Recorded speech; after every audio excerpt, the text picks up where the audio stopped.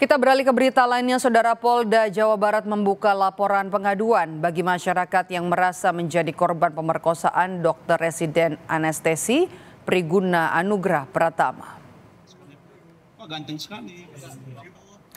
Sejauh ini menurut polisi, 2 korban baru sudah mengadukan kasus dugaan pemerkosaan dokter Priguna ke rumah sakit, namun belum melapor ke polisi. Dirkrimum Polda Jabar Kombes Surawan menyebut, 2 kasus baru dokter Priguna merupakan peristiwa berbeda dengan laporan yang pertama. 2 korban baru tersebut adalah pasien di Rumah Sakit Hasan Sadikin Bandung. Polisi memberikan ruang bagi korban yang belum berani melapor untuk segera melapor ke polisi. Masyarakat yang menjadi korban ya bisa datang ke Polda ataupun ke rumah sakit. Kita terus berkolaborasi dengan pihak rumah sakit. Dua korban itu pasien atau? Dua-duanya kebetulan pasien. Pasien itu di peristiwa yang berbeda dan juga korban berbeda, waktu yang berbeda. Pak, ini apakah 2 korban yang pasien itu dilakukan di bulan Maret juga atau beda bulan? Kita sedang mendalami keterangan kedua-duanya ya. Yang jelas itu beda waktu dan beda beda orangnya. Tapi pelaku sama. Polisi masih mendalami kasus pemerkosaan dokter Priguna dari pelaku dan para saksi. Polisi sedang mendalami sejak kapan pelaku melakukan aksinya. 13 saksi telah diperiksa termasuk korban pertama. Infus, sarung tangan, suntikan, dan jarum suntik disita sebagai barang bukti.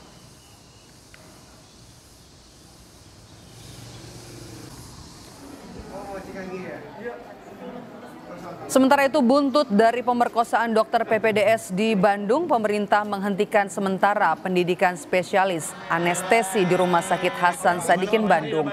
Nantinya selama 1 bulan akan dilakukan perbaikan dan pengawasan lebih optimal.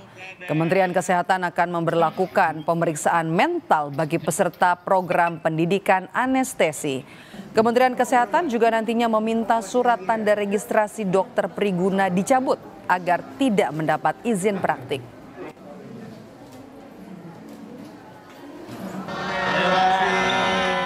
Gimana Pak Menteri kabarnya? Apa? Kami sementara menghentikan pendidikan spesialis anestesi di Rumah Sakit Hasan Sadikin selama 1 bulan untuk melakukan konsolidasi, untuk melakukan perbaikan, untuk melakukan pengawasan yang lebih optimal. Kemudian juga kami akan melakukan pemeriksaan mental juga untuk para peserta pendidikan spesialis sehingga peristiwa-peristiwa ini tidak terjadi. Tapi kalau dilihat secara keseluruhan, ini adalah peristiwa kriminal murni, tidak berkaitan dengan program pendidikan di mana yang bersangkutan itu sekolah.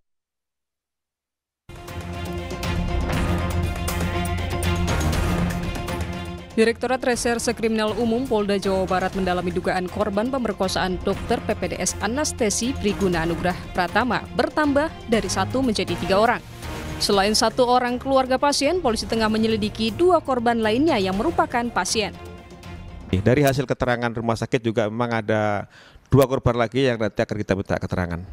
Kalau 2 korban ini kebetulan yang bersangkutan pasien, jadi peristiwanya berbeda dengan peristiwa yang sedang kita tangani, dan itu memang waktunya juga berbeda dengan waktu yang kejadian kita tangani sekarang. Rata-rata modusnya sama, jadi dengan dalih mengambil sampel darah ataupun mengambil sampel DNA dan sebagainya, kemudian korban dibawa ke tempat yang sama, ke lokasi yang sama, kemudian diberikan obat bius, setelah itu dilakukan pemeriksaan terhadap pemerkosaan terhadap para korban. Merespons kasus ini, Universitas Padjadjaran memecat tersangka yang merupakan mahasiswa program pendidikan dokter spesialis anestesi UNPAD. Rektor UNPAD Arif Syamsul Laksan Kartasasmita mengatakan tidak menoleransi pelanggaran hukum yang dilakukan mahasiswa PPDS anestesi. Pemutusan studi bagi yang bersangkutan, karena yang bersangkutan sudah terindikasi dan terbukti walaupun belum dinyatakan oleh pengadilan, sudah melakukan tindak pidana. Sehingga kami akan segera mengeluarkan dan ada aturan internal di Unpad yang menyatakan bahwa setiap mahasiswa, dosen maupun karyawan yang melakukan tindakan pidana akan kami berikan sanksi sesuai dengan peraturan yang berlaku. Sehingga tidak tercatat lagi sebagai mahasiswa Unpad dan tidak dapat melakukan lagi kegiatan baik di lingkungan rumah sakit maupun di lingkungan Unpad. Hal lain adalah tentu kami pun akan melakukan pendampingan untuk korban. Dalam kasus pemerkosaan ini, modus yang dilakukan tersangka dengan melakukan pengecekan darah kepada korban yang merupakan keluarga pasien, yakni anak pasien yang dirawat di Rumah Sakit Hasan Sadikin Bandung. Tersangka meminta korban mengganti pakaian dengan baju operasi dan memasang infus. Obat bius kemudian dimasukkan melalui selang infus. Polisi dan Rumah Sakit Hasan Sadikin berjanji mengawal kasus ini dan mendorong korban lainnya untuk berani melaporkan pemerkosaan yang dilakukan tersangka. Tim Liputan, Kompas TV.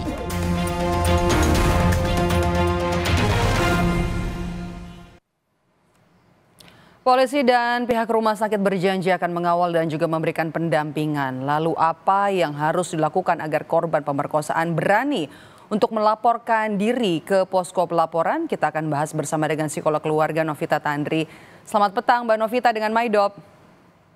Selamat petang Mbak Maidop. Oke, yang kita bisa lihat dari insiden ini apa? Tempat kejadian perkara kan di rumah sakit, kemudian juga korban adalah perempuan. Rumah sakit di mana harusnya ada tempat yang paling aman untuk berobat, untuk memulihkan kesehatan bagi keluarga maupun juga bagi pasien dan juga keluarganya. Apa yang bisa kita baca?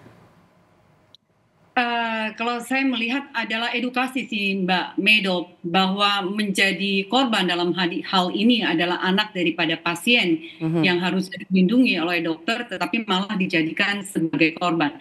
Saya melihat yang pertama adalah harus tahu dulu bahwa Undang-Undang TPKS nomor 12 tahun 2022, saya sendiri selain seorang psikolog juga background dari Magister Hukum dan tesis saya tentang Undang-Undang TPKS nomor 12 tahun 2022 ini Mbak. Jadi yang bisa dilakukan dan biasanya korbannya adalah perempuan dan anak, mengumpulkan bukti. Ini langkah yang pertama.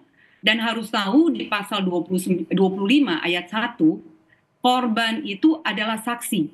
Jadi tanpa harus ada orang lain yang menyaksikan, korban adalah saksi. Ini banyak yang tidak diketahui oleh khalayak ramai bahwa korban itu bisa menjadi saksi sekaligus kalau ada punya bukti secara digital atau dengan visum et repertum, ini juga bisa dilampirkan.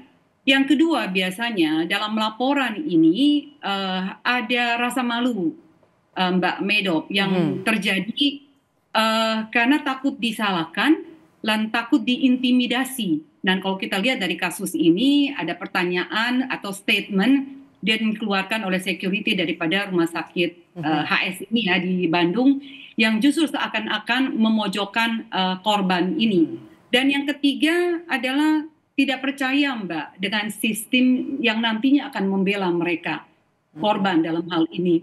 Nah, dengan mengetahui bahwa hak daripada korban dengan adanya Undang-Undang TPKS nomor 12 2022 ini, saya yakin ini kalau disosialisasikan dengan lebih baik lagi, korban walaupun yang sudah lama kasus kejadiannya sangat bisa diungkapkan kembali kalau mereka bisa menyimpan salah satu bukti yang pernah ada, gitu ya.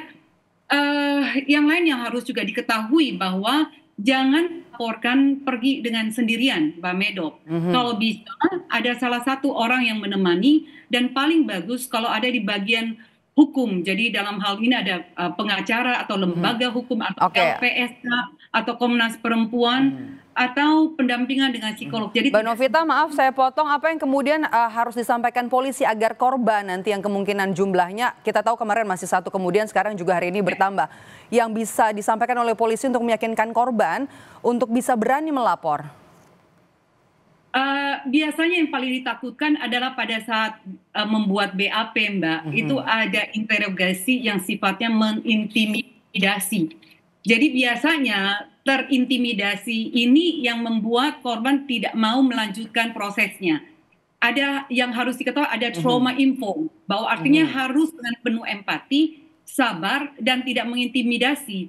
Jadi tidak menanyakan seakan-akan korban itu sebagai pelaku atau berusaha untuk bisa mengkreasikan situasi sehingga dia menjadi kenapa menjadi korban. Nah, ini biasanya yang terjadi. Nah, harus penuh dengan kasih, dengan empati, sehingga korban tidak disudutkan. Nah, biasanya korban tidak mau melanjutkan laporan polisi kalau di dalam ruang konseling saya, Mbak. Karena waktu penanganannya itu tidak dengan empati. Intimidasinya membuat mereka mundur, belum lagi bicara reputasinya hancur, Mbak. Karena nama dan juga latar belakang data pribadi itu bocor di dunia maya. Ini yang membuat mereka berpikir ribuan kali sehingga pelaku-pelaku seperti ini tidak bisa ditangkap karena tidak cukupnya laporan yang masuk. Oke. Bagaimana kemudian bisa membuat korban ini berani gitu ya, apabila mereka mungkin benar jadi korban dari dokter PPDS ini, untuk kemudian berani melapor seperti yang Anda katakan tadi, ada trauma, kemudian juga ada ketakutan untuk mencari keadilan, tapi juga tanpa mendiskreditkan korban? Validasi perasaan korban, Mbak. Jadi memvalidasi bahwa yang kamu alami itu bukan salah kamu. Karena biasanya akan muncul pertanyaan, kamu sih kok kenapa pakai bajunya yang terbuka? Kamu sih karena pakai rok. Kamu sih menggoda. Nah, ini yang menyudutkan posisi korban, yang membuat korban berpikir kalau nantinya disalahkan. Dan ini masih terjadi dalam sistem hukum kita. Oke. Jadi buat saya ini harus ada yang disebut dengan dukungan, Mbak, bukan penghakiman. Sehingga korban tahu bahwa ini hak dia untuk didampingi, hak dia untuk melapor, hak dia untuk mendapatkan keadilan hukum, perlindungan hukum, dan kepastian hukum. Oke. Mbak Novita, ini kan kasusnya adalah pemerkosaan dengan obat di rumah sakit dan kemudian juga menggunakan obat-obatan anestesi, obat bius begitu. Bagaimana kemudian tahu kalau korban ini merupakan korban pelecehan? Dan prosesnya juga mungkin itu sudah berlalu waktunya, dalam beberapa waktu lalu. Ini juga harus ketahui sebagai korbannya, bahwa harus mengumpulkan barang bukti, Mbak. Dan salah satu yang paling penting adalah pakaian. Pakaian dalam hal yang dikenakan di saat itu dan simpan bukan di kantong plastik, tetapi di kantong kertas. Ini akan membuat bukti daripada nantinya pada saat visum et repertum ini menjadi salah satu bukti yang paling baik sekali. Lalu yang kedua, jangan lebih dari 72 jam. Oke. Baik, terima kasih sudah bergabung bersama kami. Psikolog keluarga Novita Tandri sudah bergabung bersama kami di Kompas Petang. Sehat selalu, Mbak Novita.